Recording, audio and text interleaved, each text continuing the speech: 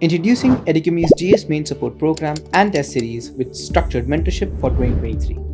This program is a valuable resource for students preparing for the mains examination this year and those planning to appear the next year. Here's what you can expect: 7 subject-wise PYQ sessions, 18 full-length tests including 2 essay tests, model answers for all test papers, post-test discussions, 8 practice tests with model answers and mentor evaluation, and structured mentorship. Get ready to excel in your mains. With this support program and test series, you can enhance your knowledge and pave the way towards fulfilling your dreams. Don't miss out on this opportunity. Register now and seize the chance to become an expert in your mains preparation. Take charge of your aspirations and make them a reality.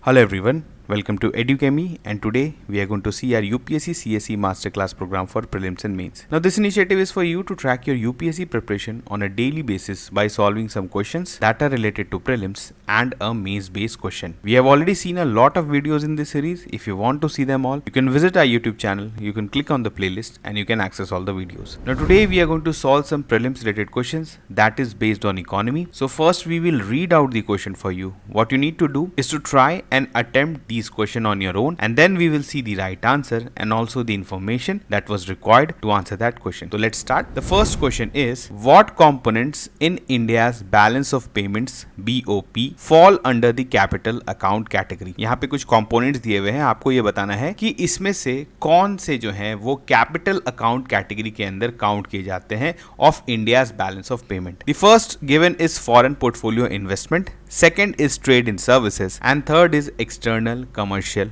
borrowing. Now the options given are what you saw, similar to what you saw in UPSC Prelims 2023. The options are only one, only two, या all three, or none of the above. तो पहले बताइए इसका सही answer and then we will discuss about the right option.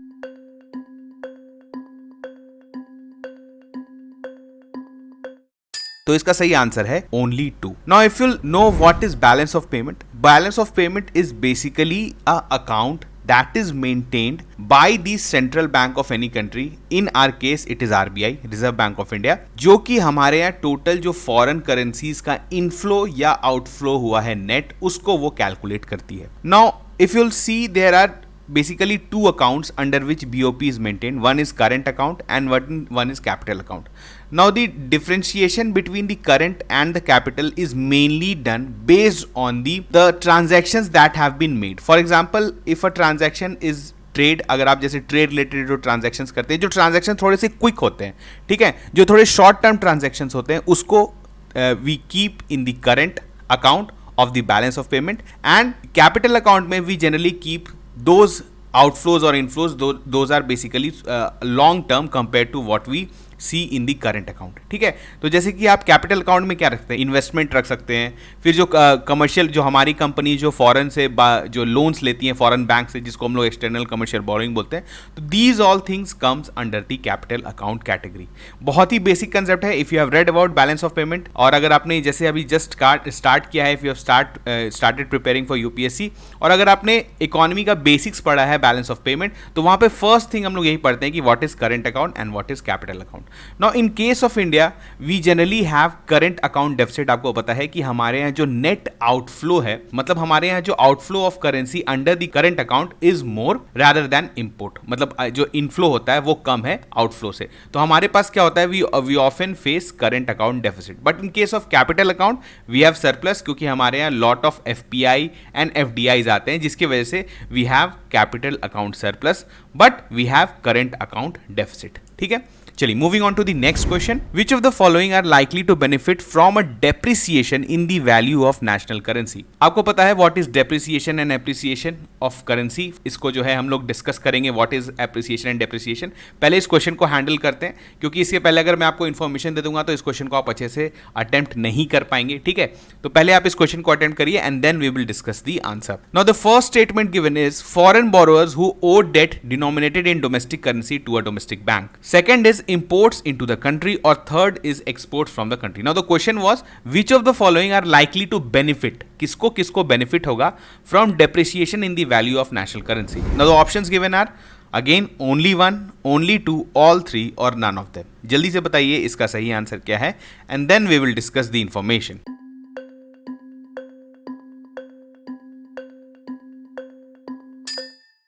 तो इसका सही answer है only 2. Now if you will see the foreign borrowers who owe डेब्ट denominated in domestic currency to a domestic bank, इनको फायदा होगा. इंपोर्ट्स इन द कंट्री, इनको फायदा नहीं होगा, क्योंकि आपको पता है when a currency, for example मैं आपको एक एग्जांपल के थ्रू समझाने का कोशिश करता हूं. मान के चलिए कि you have two by 1 barrel of crude oil, ठीक है, एंड एक बैरल का जो दाम है, थोड़ी देर के लिए मान के चलते हैं, इज $1, ठीक है. इसका वैसे तो ज्यादा दाम होता है, लेकिन मान के चलिए कि is $1. We pay $1 to buy 1 barrel of crude oil. Now the current exchange rate is 80 rupees. For that time सोचिए कि अभी थोड़ी देर के लिए कि the current exchange rate is 80 rupees. तो अब आपको क्या है, द गवर्नमेंट और you take 80 rupees, go to a bank and exchange there and you get $1 and you buy that barrel of crude oil. Now in case our currency depreciates vis a vis dollar, अब जो है वो हो गया है 100 rupees, और अब आपका जो है $1 के बदले आपको 100 रुपीज देना पड़ता है. Now if you want to buy 1 barrel of crude oil now you have to pay ₹100, you will get $1 and you will buy the oil. तो आप यहां पर देख रहे हैं कि पहले आपको 80 रुपए देना पड़ रहा था, पर अब आपको 100 रुपए देना पड़ रहा है. तो एक तरह से क्या हो रहा है कि आपके पॉकेट पे ज्यादा जोर पड़ रहा है, ठीक है. तो एक तरह से आपका बिल जो है वो इंक्रीज हो रहा है, उसका बिल अमाउंट जो है इंक्रीज हो रहा है, जबकि आप same amount of crude oil को अभी भी इंपोर्ट कर रहे हैं, लेकिन आपको उसी सेम अमाउंट के लिए यू आर गोइंग टू पे 20 रुपीज एक्स्ट्रा, ठीक है. तो यहां पर करेंसी डेप्रिसिएशन से इंपोर्ट्स जो है वो महंगा हो जाता है. लेकिन अगर हम लोग एक्सपोर्टर्स की बात करें, फॉर एग्जांपल सोचिए कि हमारे यहाँ कुछ ऐसा सामान है जो कि 80 रुपीज में बिकता था, कोई भी सामान रखते हैं, अभी रहने देते हैं. नाउ इफ अ फॉरेनर, सोचिए एक यूएस का सिटीजन है, now if he wanted to buy that object, तो उसको पहले क्या था, वो $1 लेके आता था, उसको एक्सचेंज कराया और उसको लेके चला गया. Now when the currency depreciates, अब क्या हो गया है कि ₹100 हो चुका है $1 के विज़-अ-वी. तो अगर अब वो $1 लेके आएगा, तो उसने एक्सचेंज कराया, उसको 100 रुपीज मिल गया. अब उसने वो 80 रुपीज का प्रोडक्ट तो खरीद ही लिया, उसके बावजूद उसके पास 20 रुपए बच गए. अब इस 20 रुपए से वो कुछ और भी खरीद सकता है, तो डेफिनेटली इसका परचेजिंग पावर बढ़ गया. एक्सपोर्टर, जो बाहर से जो लोग हमारे सामान को एक तरह से आप कहिए इंपोर्ट कर रहे थे, उनको तो काफी मजा आ गया कि उनको ज्यादा पैसा मिल रहा है.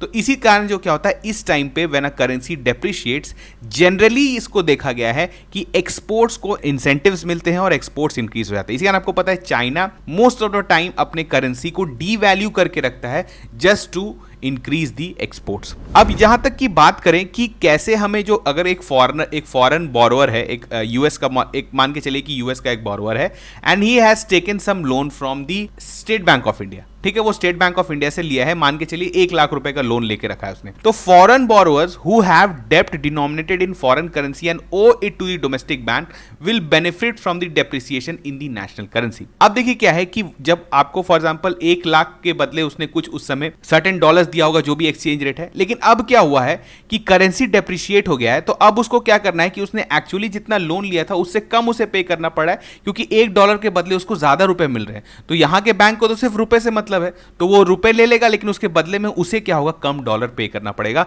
तो इसी कारण जो है ये बोल सकते हैं they will need to pay a reduced amount in the terms of their original borrowing. तो इसको जो है यहां पर फायदा हो जाएगा. तो यहां पर हमने देखा कि डेप्रिसिएशन से basically foreign borrowers who owe डेब्ट denominated in domestic currency to a domestic bank, और आप बोल सकते हैं एक्सपोर्ट्स फ्रॉम द कंट्री, इन दोनों को फायदा होगा. लेकिन इंपोर्ट बिल जो है इंक्रीज हो जाएगा, तो डेफिनेटली ये बेनिफिट नहीं करेगा from depreciation. Now moving on to the next question. In the annual budget document of the government of India, the term primary deficit refers to.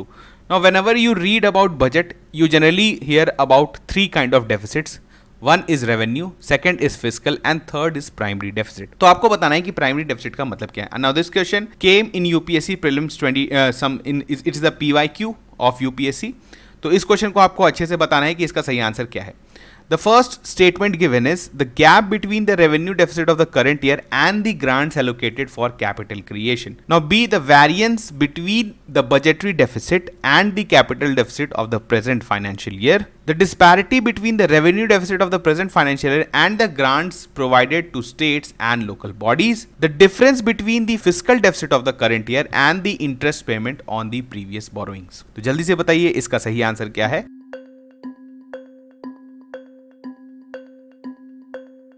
इसका सही आंसर है the difference between the fiscal deficit of the current year and the interest payment on previous borrowings. देखिए होता क्या है कि generally when a government take money through bonds या फिर थ्रू लोन्स, तो उसके बदले में उसको इंटरेस्ट पेमेंट करना पड़ता है। नाउ आपको पता है what is fiscal deficit. Fiscal deficit वैसा अमाउंट है जो कि अगर हम लोग सारे अपने रेवेन्यूज को कैलकुलेट कर लें, सारे एक्सपेंडिचर्स को कैलकुलेट कर लें, ठीक है, और उसके बीच का जो डिफरेंस निकाले उसको हम लोग बोलते हैं फिस्कल डेफिसिट। अब हम लोग रेवेन्यूज में बात कर रहे हैं तो इट इज ऑफ आपका जो है हम लोग किस तरह का रेवेन्यूज, जिसमें टैक्स, नॉन टैक्स, ठीक है, और इवन कैपिटल रेवेन्यूज की भी बात करते हैं, जैसे कि डिसइन्वेस्टमेंट या इस तरह की चीजों को लेकर जो भी पैसा हमारे पास आ रहा है, लेकिन बोरोइंग्स को नहीं जोड़ते हैं। यहां पर ध्यान दीजिए, बोरोइंग्स को नहीं जोड़ते हैं और टोटल एक्सपेंडिचर्स को जोड़ लिए, जो हमारा जो रेस्ट अमाउंट बचा उसको हम लोग बोल देते हैं फिस्कल डेफिसिट। और फिस्कल डेफिसिट का मतलब क्या हुआ कि we have to borrow this amount of money in this financial year to fund our expenditures. ठीक है, यहां तक आपको क्लियर हो गया। अब देखिए होता क्या है कि यहां पर जो आपके कुछ रेवेन्यू एक्सपेंडिचर्स हैं, इसमें एक पार्ट आपका है इंटरेस्ट पेमेंट। इंटरेस्ट पेमेंट क्या है, जैसे मैं बोला, फॉर एग्जांपल सोचिए इस फाइनेंशियल ईयर से पहले गवर्नमेंट ने पिछले साल कुछ लोन लिया है, अब उस लोन का उसे इंटरेस्ट देना है, तो एक तरह से वो गवर्नमेंट का खर्च है और उस खर्च को गवर्नमेंट कहां दिखाती है, अपने रेवेन्यू एक्सपेंडिचर में। अगर आप अपने रेवेन्यू एक्सपेंडिचर में इंटरेस्ट पेमेंट को दिखा रहे हैं, जो पिछले साल के लोन का इंटरेस्ट पेमेंट है, तो उसको अगर आप अपने फिस्कल डेफिसिट से माइनस कर दें तो जनरली आपको वो पैसा मिलता है जो कि आप एक्चुअली अपने बाकी एक्सपेंडिचर्स को पूरे करने में खर्च करेंगे। मैं अगेन रिपीट करता हूं, what does the primary deficit means. आपका फिस्कल डेफिसिट आपको पता चल गया कि जितना अमाउंट हमें चाहिए अपने एक्सपेंडिचर को फंड करने के लिए, लेकिन अगर आप उसमें से वो इंटरेस्ट पेमेंट वाला खर्च हटा दीजिए, तो उसको अगर हम लोग हटा देते हैं फिस्कल डेफिसिट से, तो जो रेस्ट अमाउंट बचता है, बेसिकली ये पैसा क्या है, ये आप रोड बनाने में, दूसरे इंपॉर्टेंट काम्स में यूज करेंगे,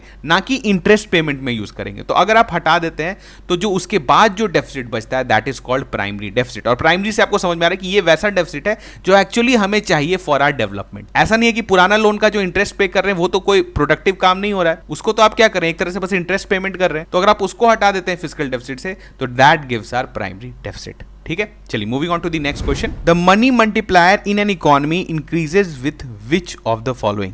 the options given are increase in the cash reserve ratio, increase in the banking habit of the population, increase in the statutory liquidity ratio, or D, increase in the population of the country। तो जल्दी से बताइए इसका सही answer क्या है।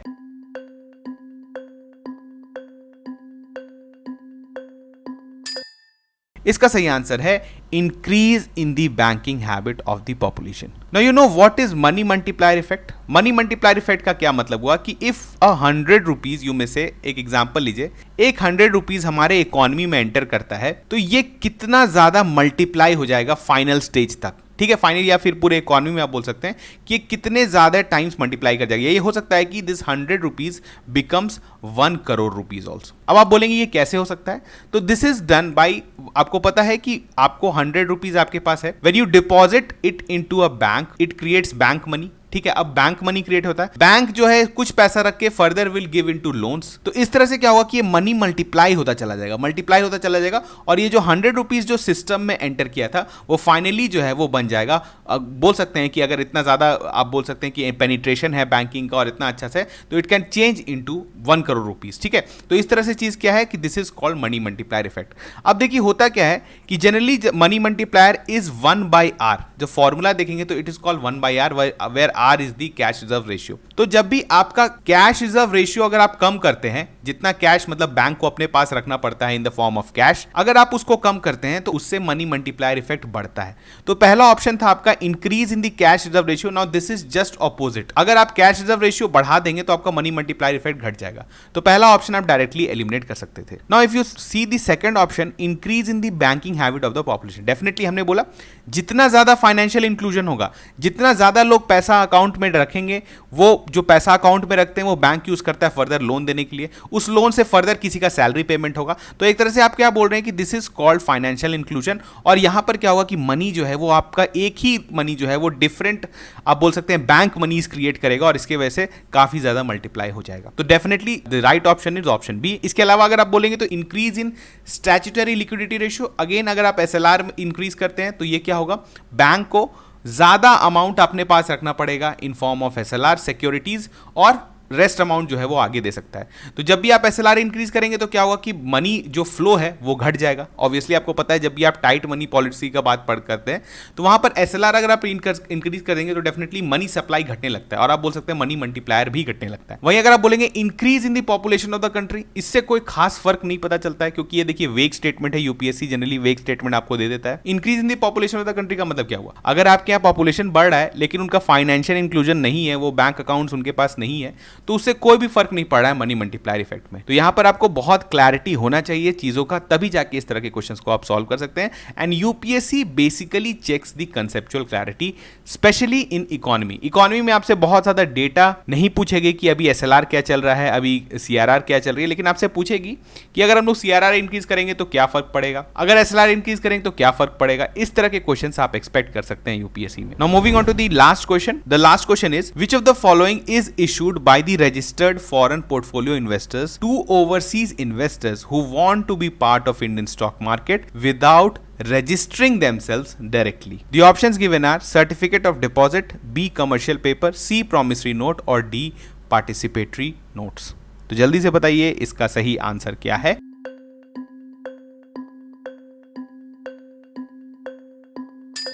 इसका सही आंसर है डी पार्टिसिपेटरी नोट्स। देखिए जनरली क्या होता है when you have to invest in, जैसे इंडियन स्टॉक मार्केट में आप बहुत लोग ट्रेडिंग भी करते होंगे, ठीक है, डिफरेंट ऐप्स के थ्रू। Now if you want to invest in Indian stock market you need to have a demat account. उसके बाद बहुत सारे केवाईसीज भी किए जाते हैं जिसमें आपके पैन, आधार, डिफरेंट डिटेल्स आपसे लिया जाता है। Now if a foreign investor, एक फॉरेन इन्वेस्टर बैठा हुआ है, उसको इतना ड्यू डिलीजेंस नहीं करना है, उसका ऐसा नहीं है कि उसको डीमैट अकाउंट बनाना है, उसको अपना सारा पैन और ये सब देना है, but he still wants to invest in Indian stock market. तो उस केस में आपका क्या होगा, यहां पर क्या होगा कि जो एफआईआई और एफपीआई जो हमारे कंट्री में आते हैं वो क्या कर सकते हैं कि they can issue a participatory notes. Now FII and FPI are already registered in Indian stock market, उनका सेबी के द्वारा रजिस्टर किया जा सकता है। SEBI registered foreign institutional investors होते हैं बहुत सारे, तो वो क्या करेंगे कि वो बोलेंगे कि हमारे यहाँ एक पर्सन है जो कि इंडियन स्टॉक मार्केट में इन्वेस्ट करना चाहता है, तो हम उसे एक पार्टिसिपेटरी नोट, पी नोट जिसको बोलते हैं, उसको हम इशू कर रहे हैं, उसके बदले हम उसका पैसा ले रहे हैं और उस पैसे को हम लोग इंडियन स्टॉक मार्केट में इन्वेस्ट करेंगे। तो इस तरह से क्या होता है कि आपका पार्टिसिपेटरी नोट के थ्रू एक फॉरेन नेशनलिस्ट जो कि इंडियन स्टॉक मार्केट में इन्वेस्ट करना चाहता है वो कर सकता है। ठीक है, तो इसका सही ऑप्शन था ऑप्शन डी। अगेन देखिए इस तरह के टूल्स हैं स्टॉक मार्केट टूल्स जो कि आपको पता होना चाहिए क्योंकि यूपीएससी बस इतनी ही बार आपसे पूछता है कि इसका क्या मतलब है।